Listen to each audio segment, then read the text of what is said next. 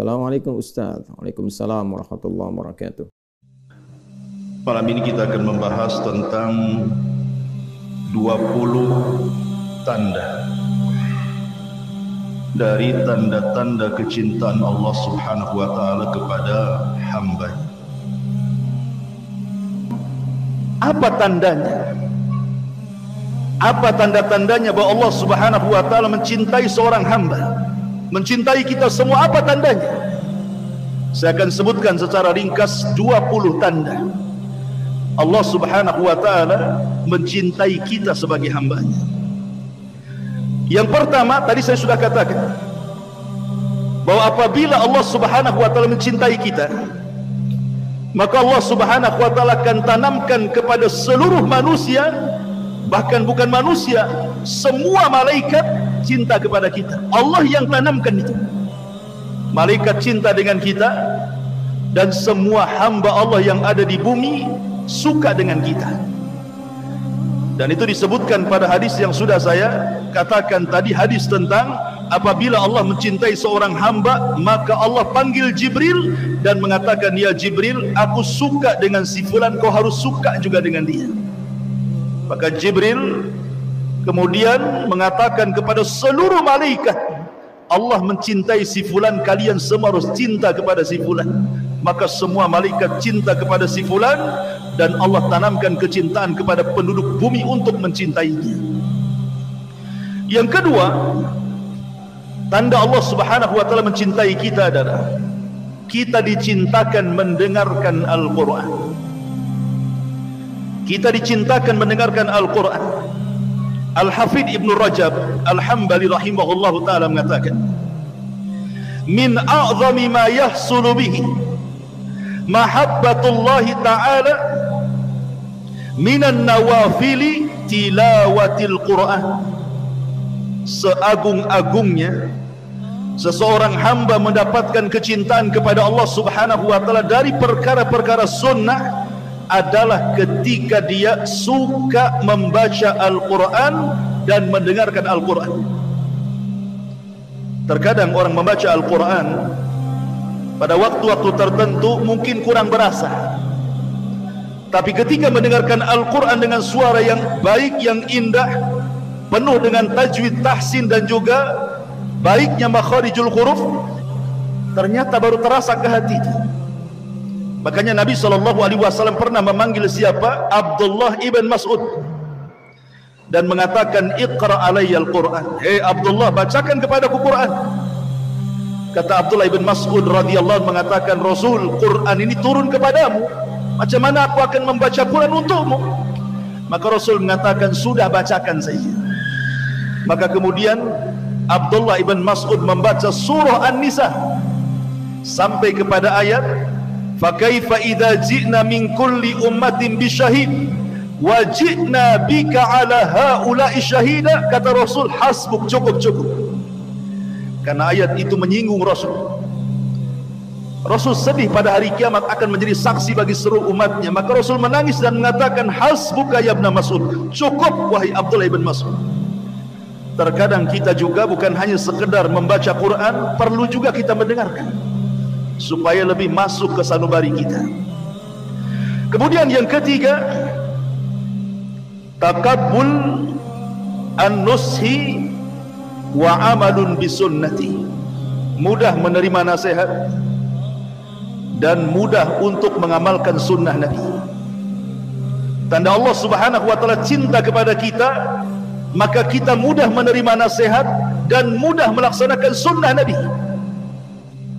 Syekhul Islam Ibn Taimiyah rahimahullahu ta'ala pernah mengatakan, di zaman Rasul ada orang-orang yang mengklaim, mengaku cinta kepada Allah. Jadi ada sekelompok orang, kata Syekhul Islam, di zaman Rasul ngaku-ngaku cinta kepada Allah. Maka Allah Subhanahu wa ta'ala uji mereka dengan menurunkan surah Al-Imran 31. Qul, katakan ya Muhammad kepada mereka, in kuntum tuhibbun Allah, kalau kalian betul-betul mencintai Allah, fattabi'uni, ikuti sunnahku, yuhibbukumullah, maka Allah pasti cinta kepada kalian. Kalau seseorang kemudian mengklaim mencintai Allah, tiba-tiba kemudian dia berlaku bid'ah, menyelisih sunnah Nabi SAW, maka itu bukan tanda Allah sayang dengan dia. Karena tanda cinta Allah dengan kita itu kalau kita suka dengan sunnah Nabi. Karena syarat meraih kecintaan Allah itu adalah dengan cara mengikuti sunnah Nabi SAW. Karena kecintaan tidak bisa hanya di lisan saja, tapi kecintaan itu harus dari lubuk hati yang paling dalam, kemudian dipraktekkan lewat lisan dan badan kita. Abu Talib, orang yang sangat mencintai Nabi. Siapa yang lebih berjasa dalam perjuangan dakwah Nabi melebihi Abu Talib juga? Abu Talib itu menyerahkan nyawanya untuk membantu Nabi karena sayangnya dengan Nabi. Tetapi apakah cintanya Abu Talib bermanfaat? Tidak juga.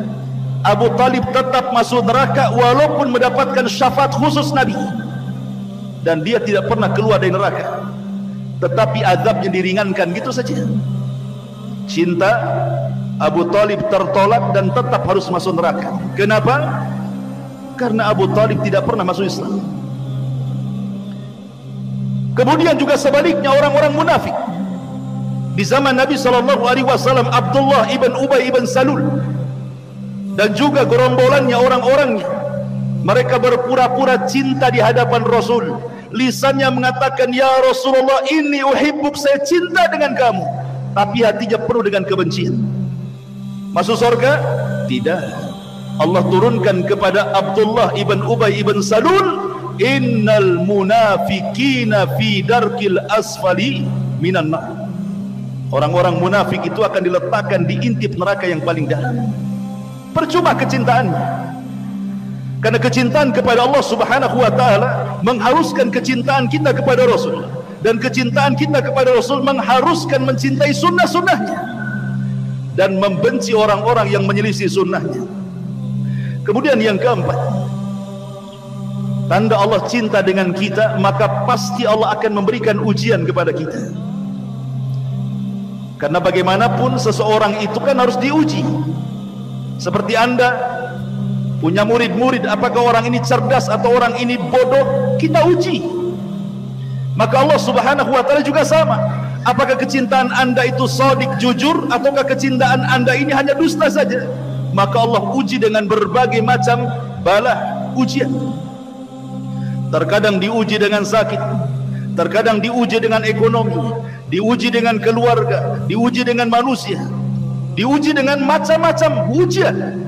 Makanya Allah mengatakan, innallaha idza ahabba 'abdan ibtalahu.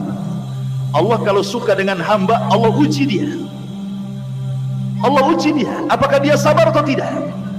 Kalau dia sabar, berarti memang dia dicintai Allah Subhanahu wa ta'ala. Kalau tidak sabar, maka dia belum meraih kecintaan Allah. Karena lanjutan hadisnya Rasul mengatakan, faman radiya falahur ridha wa man sakhita falahus sukhtu.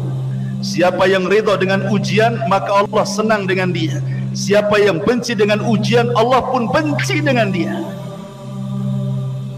Masyarul muslimin yang dimuliakan Allah Azza wa Jalla, Nabi ketika pulang dari Taif, bayangkan 18 kabilah berkumpul di Mekah sepeninggal Abu Talib dan Khadijah yang disebut dengan Amul Hazni, tahun kesedihan.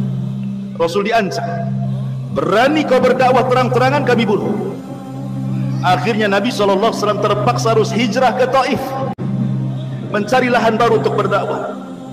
Sampai di Taif, rupanya orang Taif lebih ganas dibandingkan orang Mekah. Baru sampai sudah dilempari batu, diusir. Di perjalanan Nabi SAW, apa yang dilakukan? Berdoa kepada Allah, Allahumma ashku ilaika dha'fi quwwati. Ya Allah, aku mengadu kepadamu atas kelemahanku dan atas sedikitnya kemampuanku untuk mendakwai mereka. Yang ingin saya katakan, akhir daripada doa Nabi SAW, illam takun alayya sakhatun fala ubali. Ya Rabb, jika perlakuan orang-orang Taif yang melempari aku itu, jika perlakuan orang Taif yang mencaci maki aku, yang mengusir aku bukan bagian daripada azab yang kau timpakan kepada aku, tidak ada masalah. Silahkan orang mau melempari aku, mencaci maki, merendahkan, mengusir, silahkan, asal ini bukan dalam bentuk azabmu kepada aku. Saya tidak peduli. Yang jelas rahmat masih luas diberikan kepada aku. Kalau orang mendapatkan ujian, dia bicara seperti itu, tenang ikhwan. Anda diuji dengan ekonomi, Anda diuji dengan penyakit, Anda diuji dengan keluarga, Anda katakan kepada Allah, ya Rabb, kalau ujian ini bukan azab, nggak ada masalah, silahkan kau uji aku. Tapi kalau ujian ini azab, na'udzubillah, kita berlindung kepada Allah subhanahu wa ta'ala. Kemudian yang nomor 5, husnul khatimah. Tanda Allah subhanahu wa ta'ala cinta kepada kita, maka Allah akhiri kehidupan kita dengan kehidupan yang baik. Kemudian yang nomor 6, tanda Allah subhanahu wa ta'ala cinta kepada kita, maka kita akan berlaku zuhud. Tahu zuhud? Kata Hasan Al-Basri rahimahullahu ta'ala, zuhud itu artinya meletakkan kekayaan di tangan, tidak meletakkan dunia di hati. Kata Hasan Al-Basri, saya ulangi, makna zuhud itu artinya meletakkan dunia di tangan kita, tidak meletakkan dunia di hati kita. Jadi dunia itu hanya sebatas di tangan. Terkadang dia datang ke tangan, dia pergi dari tangan, dia tidak pernah masuk dalam hati. Ketika kemudian kita bisa melakukan keyakinan seperti ini, bahwa dunia itu hanya di tangan, maka apabila datang dunia ke tangan, kita tidak terlalu senang. Apabila dunia pergi dari tangan pun, kita tidak terlalu sedih. Kenapa? Karena tidak masuk dalam hati. Dunia itu hanya berpindah-pindah tangan saja. Itulah zuhud artinya. Dan Nabi SAW pernah ditanya, ya Rasulullah, tunjukkan kepadaku amalan yang bisa Allah cinta dengan aku dan manusia pun cinta dengan aku. Maka sahabat mengatakan, pertanyaan seperti itu, kata Rasul, izhad fid dunya yuhibbukallah, wazhad fima indan nas yuhibbukan nas. Zuhudlah terhadap dunia, Allah cinta dengan kamu. Zuhudlah kepada manusia, manusia cinta dengan kamu. Kemudian yang nomor 7, mahabbatu liqa Allah, berusaha untuk rindu berjumpa dengan Allah. Perjumpaan kita dengan Allah itu 4 kali, 2 di dunia dan 2 di akhirat. Ingat, perjumpaan kita dengan Allah itu 4 kali, 2 di dunia dan 2 di akhirat. 1, saat Anda sholat. Ketika kita sholat itu kita sedang berjumpa dengan Allah. Mana dalilnya? Allah mengatakan dalam Al-Quran, wa innaha lakabiratun illa alal khashi'in alladzina yadhunnuna annahum mulaqu rabbihim. Sesungguhnya sholat itu berat kecuali bagi orang-orang yang khusyuk. Siapa orang yang khusyuk? Orang yang yakin dia sedang berjumpa dengan Allah. Ini perjumpaan yang pertama.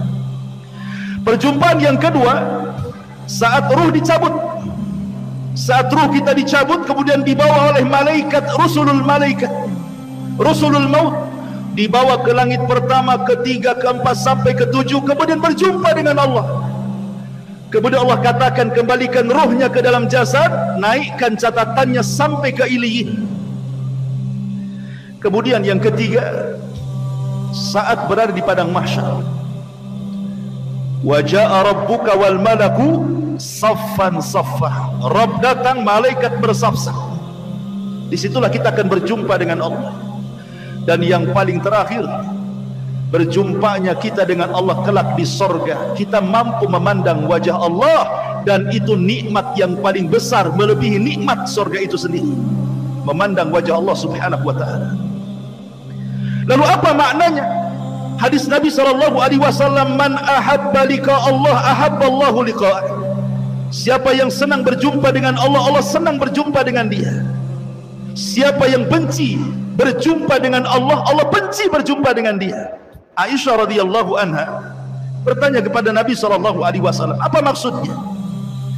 Maka Nabi SAW mengatakan, seorang mukmin apabila dihabar gembirakan dengan rahmat Allah, dengan keridhaan Allah, dengan surga Allah, apabila seorang mukmin ini diingatkan tentang surga, tentang rahmat, tentang redha, maka dia senang ingin berjumpa dengan Allah.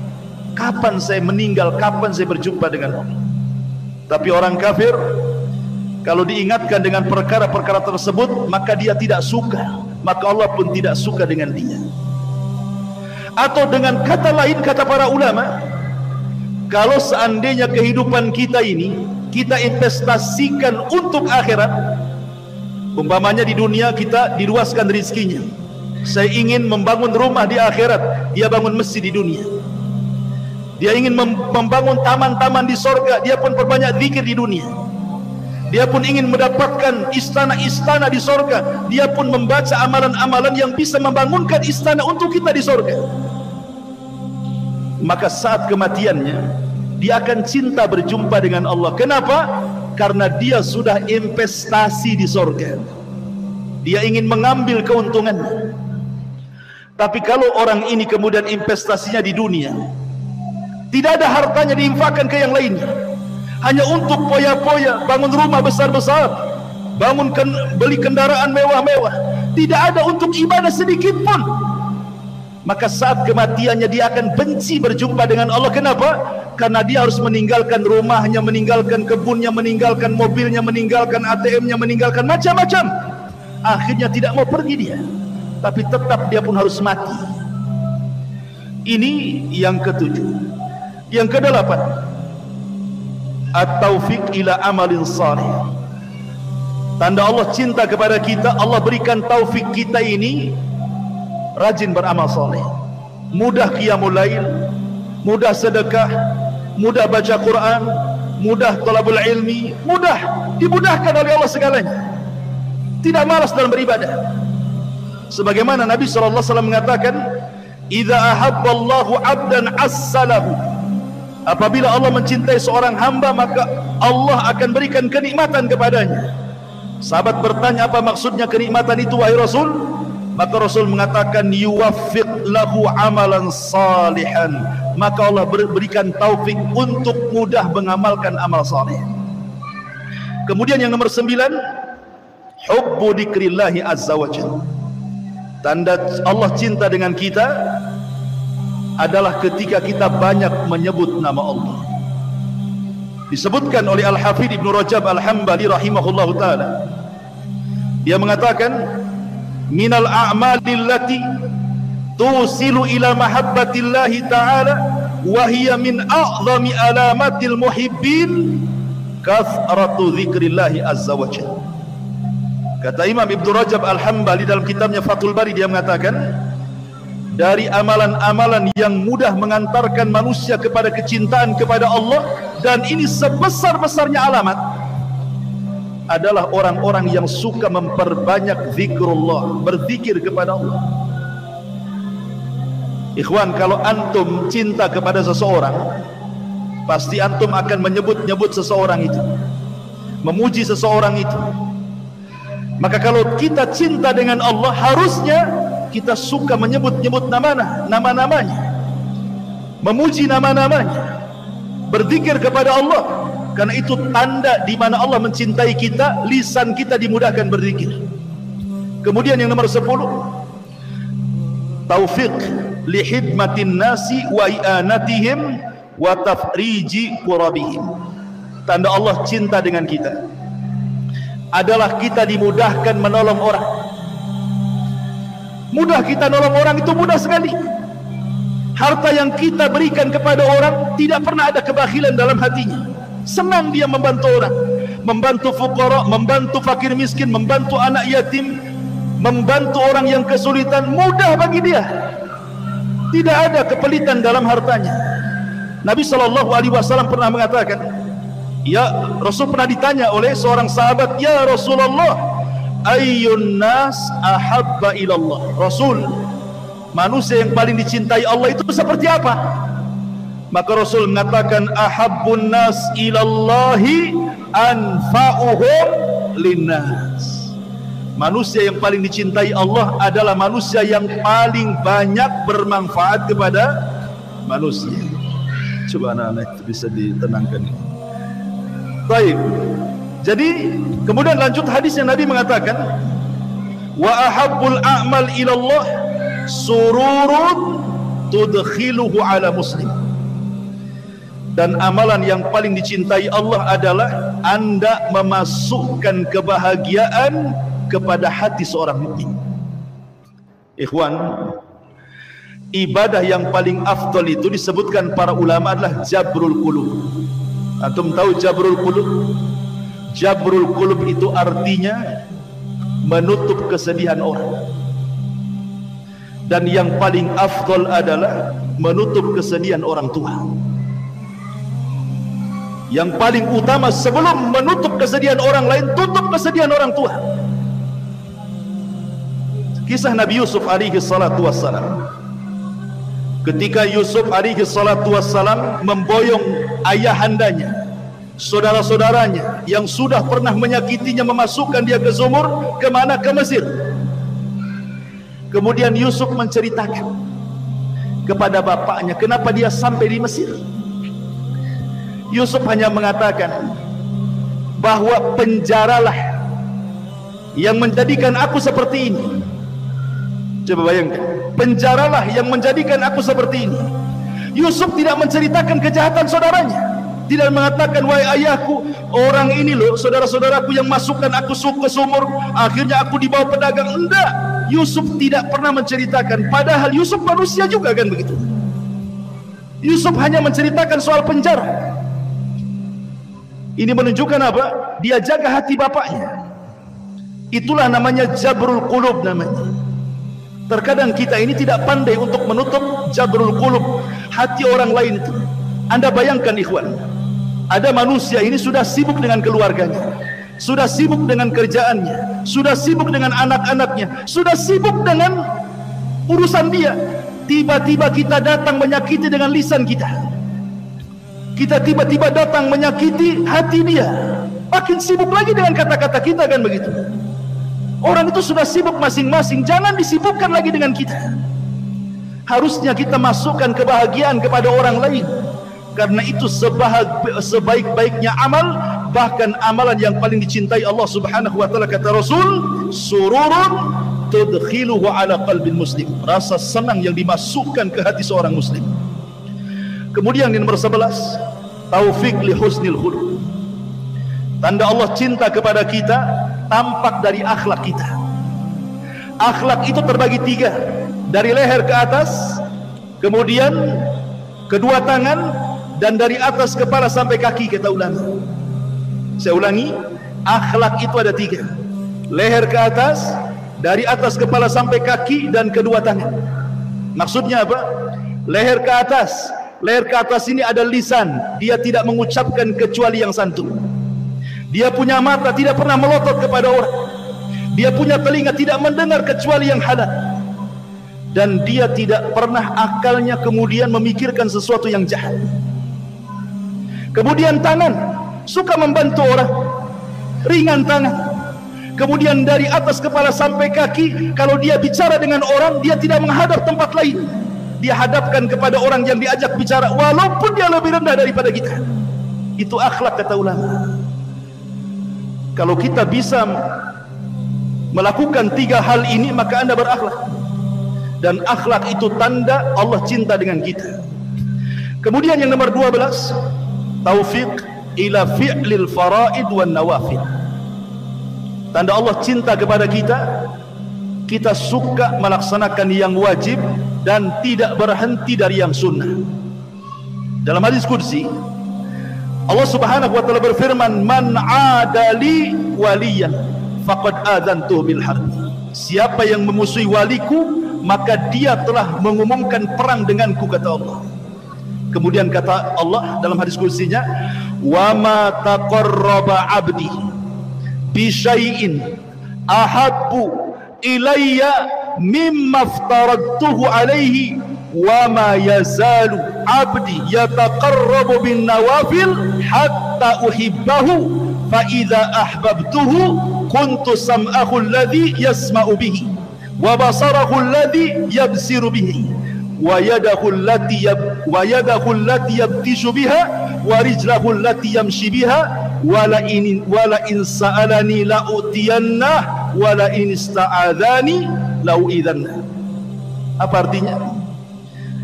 Allah mengatakan, tidaklah seorang hamba melakukan sesuatu yang paling aku cintai melebihi melaksanakan yang wajib. Dan apabila hamba ini menambah dengan yang sunnah dan tidak berhenti, karena bahasanya yataqarrab fi'lul mudhari'. Fi'il mudhari' itu maknanya hal wal mustaqbal, artinya terus menerus melaksanakan sunnah, rawatibnya, duhanya, qiyamul lailnya, puasa Seninnya, Daudnya, dan begitu seterusnya, sampai lama-lama aku suka dengan dia, kata Allah. Dan kalau aku suka dengan dia, aku yang akan jadi pendengarannya, jadi penglihatannya, jadi tangannya, jadi kakinya. Kalau dia minta ku kasih, kalau dia minta perlindungan pasti ku lindungi. Luar biasa. Itu tanda cinta Allah kepada kita. Kemudian yang nomor 13, hubbul mu'min lillah. Tanda cinta Allah kepada kita, kalau kita mencintai saudara kita, tidak mencintai kecuali karena Allah, dan tidak membenci kecuali karena Allah. Nabi SAW pernah mengatakan, dahulu ada seseorang yang pergi berziarah kepada saudaranya yang jauh nun di sana, saudaranya itu tempatnya jauh sekali. Kemudian Allah utus malaikat untuk mengikuti orang ini. Kemana orang ini pergi? Kemudian dicegat di tengah jalan oleh malaikat dan ditanya, mau kemana engkau pergi? Dia mengatakan, aku ingin ke saudaraku, temanku di sana. Kemudian malaikat yang menjelma manusia bertanya, apakah karena ada bisnis kau ke sana? Apakah karena ada urusan dunia kau ke sana? Apakah karena ada urusan lain kau ke sana? Orang ini mengatakan, tidak, aku ke sana lillah, karena Allah ingin ziarah kepada dia saja. Maka apa kata malaikat? Malaikat mengatakan, demi Allah, maka Allah Subhanahu wa ta'ala akan mengirim 70.000 malaikat bersama dia. Kemudian karena dia mengatakan, aku menziarahi dia karena cinta kepadanya, maka saksikanlah Allah cinta dengan kamu. Subhanallah. Hadis ini keluarkan Imam Muslim. Jadi tanda Allah cinta dengan kita, artinya kita dicintakan dengan saudara kita karena Allah, bukan karena urusan dunia. Yang nomor 14, kita dijauhkan dari fitnah dunia. Ya, sebagaimana saya katakan, zuhud itu tidak harus miskin. Orang kaya pun bisa zuhud. Tetapi dunia yang sampai kepada dia tidak memfitnah dia. Anda tahu ceritanya Imam Ahmad? Imam Ahmad itu ditekan dan disiksa oleh 3 penguasa. Pertama, Khalifah Ma'mun. Ketika itu Imam Ahmad diminta untuk berjumpa dengan Khalifah Ma'mun untuk disiksa. Tapi Imam Ahmad berdoa, ya Allah, jangan pertemukan wajahku dengan Ma'mun. Akhirnya belum berjumpa, Ma'mun meninggal. Kena doanya Imam Ahmad, doa yang dizalimi, mustajab. Kemudian Khalifah Ma'mun berwasiat kepada keponakannya Al-Wathiq, jangan tinggalkan akidah Mu'tazilah. Akhirnya Wathiq pun tetap menyiksa Mu'tasim dulu, Khalifah Mu'tasim pun tetap kemudian mengambil pandangan Mu'tazilah dan menyiksa para ulama, sampai 4 ulama besar meninggal di penjara. Muhammad ibn Nuh meninggal di penjara, Nu'aim ibn Hamad meninggal di penjara, Al-Buwaiti meninggal di penjara, kemudian An-Nasr Al-Khuzai meninggal di penjara. Kecuali Imam Ahmad selamat, dia tidak meninggal di penjara. Ketika Mu'tasim meninggal, ganti dengan Wathiq. Kemudian Wathiq meninggal, disiksa juga Imam Ahmad, ganti dengan khalifah yang keempat, namanya Mutawakkil. Barulah di zaman Mutawakkil 2 tahun berkuasa, ahli sunnah kembali tinggi, Mu'tazilah hilang. Sehingga Imam Mutawakkil ingin menghormati Imam Ahmad, dikasih uang banyak-banyak, hadiah banyak-banyak. sebagai imbalan dan sebagai penebusan dosa para penguasa sebelumnya. Kasih uang banyak. Tapi Imam Ahmad menolaknya, dikembalikan kepada penguasa. Kenapa? Kata Imam Ahmad, hadiah ini lebih jahat fitnahnya dibandingkan aku masuk penjara, kata. Itulah Imam Ahmad. Tetapi bukan berarti kemudian zuhud dan wara itu diartikan kita harus menjauh dari dunia. Tidak. Sufyan Ats-Tsauri itu orang kaya. Sufyan Ats-Tsauri itu orang kaya raya, ulama kaya raya, dan dia percontohan orang zuhud. Dikatakan kepada Sufyan Ats-Tsauri, wahai Sufyan, engkau kan imamnya para orang-orang zuhud, kenapa kau kaya kali, katanya. Apa jawaban Sufyan Ats-Tsauri? Ya likai la atamandalu alal muluk, katanya. Kenapa saya harus kaya, kata Sufyan Ats-Tsauri? Biar aku tidak menjilat penguasa, biar tidak aku mencari keuntungan di penguasa, sehingga lisanku terkunci untuk menyampaikan kebenaran. Kalau aku kaya, aku bisa bicara sesukaku, kata Sufyan Ats-Tsauri. Jadi zuhud tidak mesti miskin, kaya pun boleh zuhud. Yang penting letakkan kekayaan di tangan, jangan dimasukkan ke dalam hati. Itu kuncinya saja. Kembali bahwa tanda Allah cinta dengan kita ketika kita dijauhkan dari fitnah dunia. Kemudian yang nomor 14, tanda cinta Allah kepada kita, maka kita diilhamkan untuk mudah taubat, untuk mudah istighfar, dan tidak terus menerus melakukan dosa, sebagaimana perkataan Syekhul Islam Ibn Taimiyah rahimahullah taala, idza ahabballahu 'abdan alhamahu at-taubata wal istighfar walam yusiru ala dhunub. Kata Ibnu Taimiyah, apabila Allah cinta dengan seorang hamba, Allah ilhamkan taubat, istighfar, dan dia tidak menerus dalam dosa. Kemudian yang nomor 16, Allah berikan taufik kepada dia sikap rifq wal lin, kelembutan, kesantunan, sebagaimana Rasul mengatakan, innallaha idza ahabba ahla baitin adkhala alaihimur rifq. Jadi kalau Allah cinta dengan satu keluarga, umpamanya keluarga kita dicintai Allah nih, apa yang terjadi? Allah akan tanamkan kelembutan dalam keluarga itu. Suaminya akan lembut sama istrinya, istrinya akan lembut sama suaminya, orang tuanya lembut kepada anaknya, anaknya lembut kepada orang tuanya. Begitulah tanda cinta. Tapi kalau seandainya dalam rumah tangga itu saling bertengkar, anaknya bermasalah, istrinya bermasalah, suaminya bermasalah, berarti ini bukan tanda Allah cinta dengan keluarga itu. Kemudian yang nomor 17, Allah akan berikan taufik di mana seseorang akan dimudahkan untuk meraih kekuatan iman. Sebagaimana Rasul mengatakan, sebagaimana Abdullah ibn Mas'ud radhiyallahu anhu mengatakan, innallaha ta'ala qasama bainakum akhlaqakum kama qasama bainakum arzaqakum wa innallaha ta'ala yu'til mal man ahab wa ma la yuhib wa la yu'til iman illa man yuhib. Kata Abdullah ibn Mas'ud radhiyallahu anhu, Allah itu telah membagi akhlak-akhlak kalian sebagaimana Allah membagi rizki-rizki kalian. Dan Allah subhanahu wa ta'ala memberikan harta kepada orang yang dicintainya dan kepada orang yang tidak dicintainya. Subhanallah. Rupanya harta itu bukan tanda kebaikan. Orang banyak harta itu bukan tanda kebaikan. Kenapa? Karena harta itu diberikan kepada orang yang dicintai Allah ataupun orang yang dibenci Allah. Orang kafir kaya, orang Islam kaya, Namrud kaya, Sulaiman kaya, Abu Bakar kaya, Abu Lahab juga kaya, Qarun kaya. Jadi harta itu berserikat antara mukmin dan kafir. Tetapi kata Abdullah bin Mas'ud, wala yu'til iman illa man yuhib, dan tidaklah Allah memberikan iman kecuali kepada orang yang dicintainya saja. Kemudian yang nomor 18, seseorang apabila dicintai Allah subhanahu wa ta'ala, tandanya adalah dia redha dengan qada wal qadar. Redha dengan qada wal qadar. Karena ketika seseorang mendapatkan musibah, betapa banyak orang-orang yang tidak redha dengan qada dan qadar. Padahal tanda cinta Allah dengan kita itu kalau kita redha dengan qada dan qadar. Keputusan Allah itu sudah dicatat.